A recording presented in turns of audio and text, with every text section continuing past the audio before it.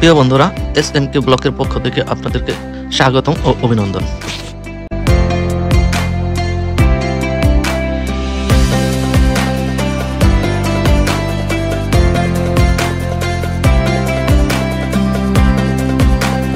বন্ধুরা, আজ আমরা আপনাদেরকে নিয়ে যাব হাঙ্গেরির রাজধানী বুদাপেস্টের অতি নিকটে একটি জনপ্রিয় ও সুন্দর আকর্ষণীয় চমৎকার একটি সুন্দর শহর সেন্ট্যান্দ্রে।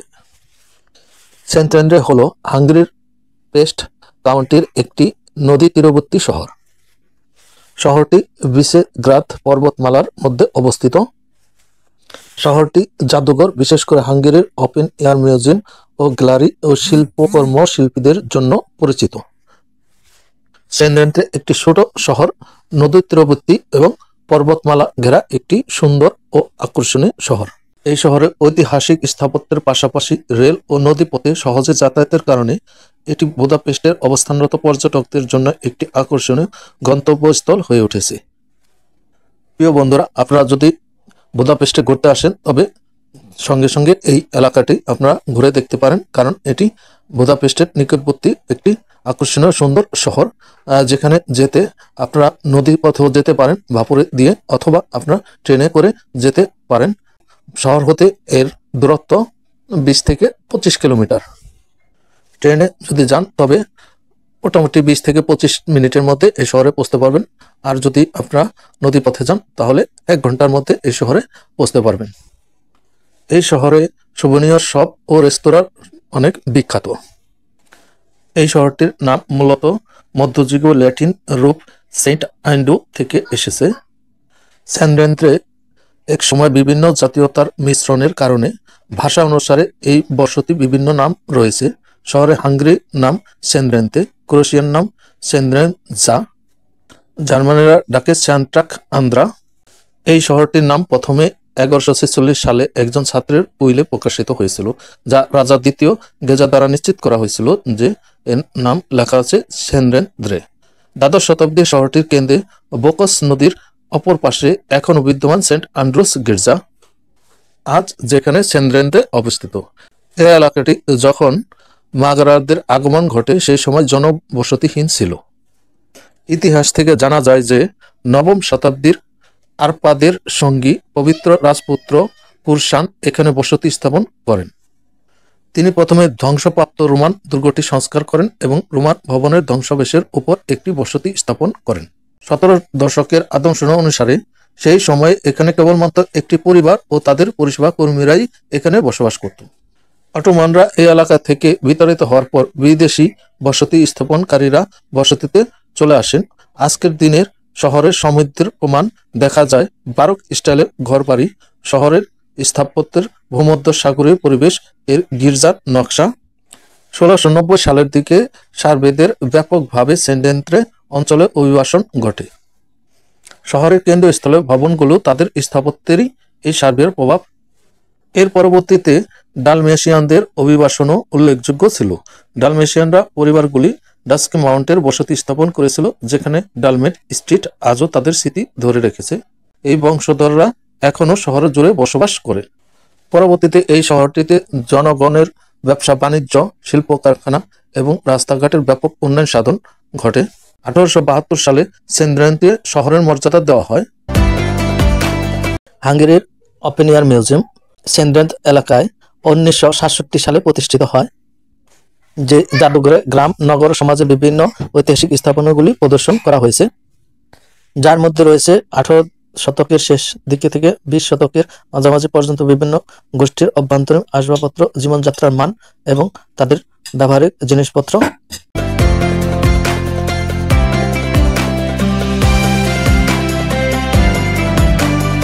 সেন্ট জন দ্য ব্যাপটিস্টের প্যারিশ চার্চ, এই চার্চটি আবার ক্যাসেল চার্চ নামেও পরিচিত। পেস্ট কাউন্টির সেন্ট্যান্দ্রে অবস্থিত সেন্ট জন দ্য ব্যাপটিস্টকে উৎসর্গীকৃত এটি একটি রোমান ক্যাথলিক গির্জা। এই গির্জাটি শহরের সবচেয়ে প্রাচীনতম গির্জা, যা মূলত সেন্ট অ্যান্ড্রুকে উৎসর্গ করা হয়েছিল। আর এই নাম অনুসারে শহরের নাম রাখা হয়েছে সেন্ট অ্যান্ড্রু। আর এই গির্জার ঘন্টার উপরে লেখা আছে অ্যান্ড্রু এবং জোহানের উদ্দেশ্যে নিবেদিত, 1717 সাল। প্রাচীন ইতিহাস থেকে জানা যায় যে 1002 সালে প্রথম দিকে সেন্দ্রেন্দে দেশপ্রেমের বিষক্রিয়কের অন্তর্ভুক্ত ছিল এবং 20 শতকের প্রথম বছরগুলোতে এটি একটি আশ্চর্য ক্রিকের আসন হয়ে ওঠে। সেন্ট্রেন্দে ক্যাসেল হিলের উপরে অবস্থিত ভবনটি শহরের সবচেয়ে প্রাচীন ভবন। 1950 এর দশকের মাঝামাঝি সময়ে পরিচালিত প্রত্নতাত্ত্বিক খননের সময় এটি নির্ধারণ করা হয়েছিল যে গির্জাটি 4টি প্রধান পর্যায়ে তার বর্তমান রূপ অর্জন করেছে। 1283 সালে ভিসেগ্রাড লর্ড বসতি ধ্বংস করার পর গির্জাটি ধ্বংস হয়ে যায়। এর মূল অবস্থা পরে 14 শতকের যখন টাওয়ারটি নির্মিত করা হয়েছিল তখন এটি গথিক শৈলীতে পুনর্নির্মাণ করা হয়েছিল।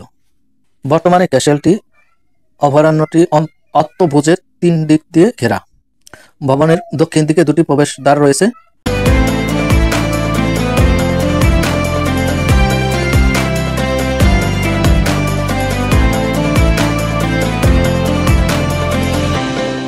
ডোনাপাট সেন্দ্রেন্দ্রে দানুব নদীর শান্ত তীরে অবস্থিত এই ডোনাপাট একটি মনোমুগ্ধকর পর্যটক আকর্ষণ যা প্রশান্তি ও মনোরম প্রাকৃতিক প্রদানকারী ভ্রমণকারীদের আমন্ত্রণ জানায়।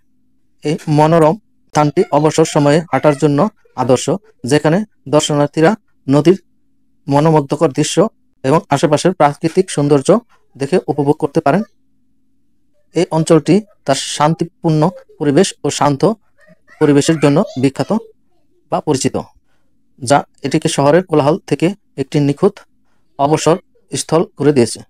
যদি আপনি এখানে ঘুরতে আসতে চান এবং কিছু সময় নীরবে হাঁটতে চান, তবে এই ডোনাপাটে চলে আসতে পারেন। একটি শান্ত সুন্দর পরিবেশ উপভোগ করতে এবং কিছু সময় বিশ্রামের জন্য একটি নিখুঁত পর্যটন এরিয়া এই ডোনাপাট। নদীর তীর ধরে হাঁটতে হাঁটতে আপনাকে সবুজ মনোমুগ্ধকর দৃশ্য উপভোগ করার এবং মাঝে মাঝে বেঞ্চে বসে সময় কাটানো এবং জলের মৃদু শব্দ এবং পানির কলতানি শব্দ আপনাকে অন্যরকম পরিবেশ উপভোগ করার একটি আনন্দময় সময় কাটানোর সুযোগ করে দেয়। বিশেষ করে সূর্যোদয় এবং সূর্যাস্তের সময় যখন নদীর উপর একটি মোহময় প্যালেট রং তৈরি করে শান্ত পরিবেশে এই ডোনাপাটের শান্ত ও মনোমুগ্ধকর পরিবেশে আপনি কিছু আনন্দের সময় কাটাতে পারেন।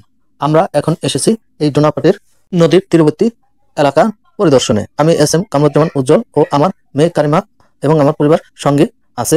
আমরা এখন এই ডোনাপাটের নদীর তীর ঘেঁষে সুন্দর ও মনোমুগ্ধকর পরিবেশের নদীর তীরবর্তী এলাকা দিয়ে হাঁটতেছি এবং নদীর সৌন্দর্য ও প্রাকৃতিক পরিবেশের সৌন্দর্য উপভোগ করতেছি। এই এলাকাটি অত্যন্ত সুন্দর ও দৃষ্টিনন্দিত। এখানে প্রয়োজনে আপনি গোসলও করতে পারেন। পানি পরিষ্কার ও পরিচ্ছন্ন। এখানে আমরা দেখতে পেয়েছি অনেক লোকই গোসল করতেছে এবং অনেকে স্কেটিং করতেছে এবং বালুতে নেমে খেলাধুলা করতেছে।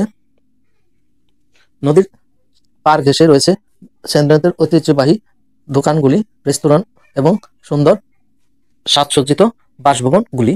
পাহাড় ঘেঁষা এই বাসভবনগুলি খুবই চমৎকার ও সুন্দর, যেখানে এসে আপনার ভালো লাগার একটি সময় আপনি এখানে উপভোগ করতে পারবেন এবং মনের ও শরীরে ও স্বাচ্ছন্দ্য উপভোগ করতে পারবেন।